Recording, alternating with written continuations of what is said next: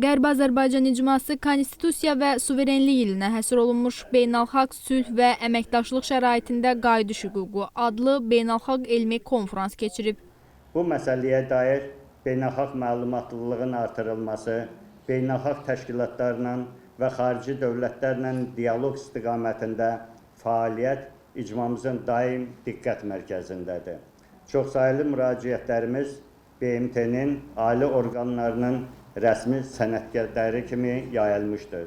Bu gün həmin sənədlərin sayı 11-dir və bu sənədlərin sırasında bizim qayıdış konsepsiyamız da var və bizim qayıdış hüququmuzu təsbit olunduğu digər sənədlər də var. Bilirsiniz ki, 8 avqust Vaşinqton görüşlərindən sonra erməni mediası belə bir informasiya yaymağa çalışdı ki, güya Qərbi Azərbaycan icması fəaliyyətini dayandırır və cənab Prezident Milli Elmlər Akademiyasındakı həmin tarixi çıxışı ilə erməni mediasının, erməni siyasətçilərinin yaymaq istədiyi bu ziyankar, inatkar, yanlış ideyanı darmadağın elədi. Bugünkü konferansımız deməli Konstitusiya və Suverenlik ilinə həsr olunmuşdur.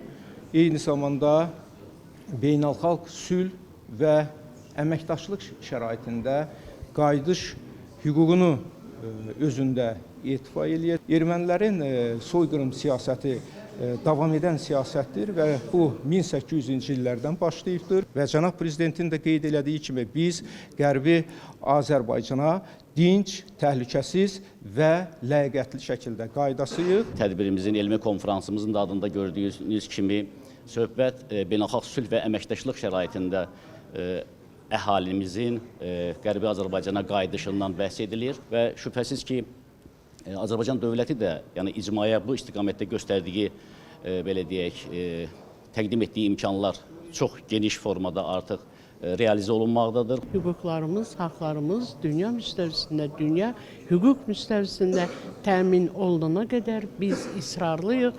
Biz öz ata-baba torpaqlarımıza qayıdacağıq. Biz sivil və çox hüququ bilən, ədalətlə idarə olunan və ədalətlə idarə olunan bir dövlət olduğumuza görə öz haqqımızı, öz necə deyərlər, hüququmuz uğrunda mübarizəmizi davam etdirəcəyik.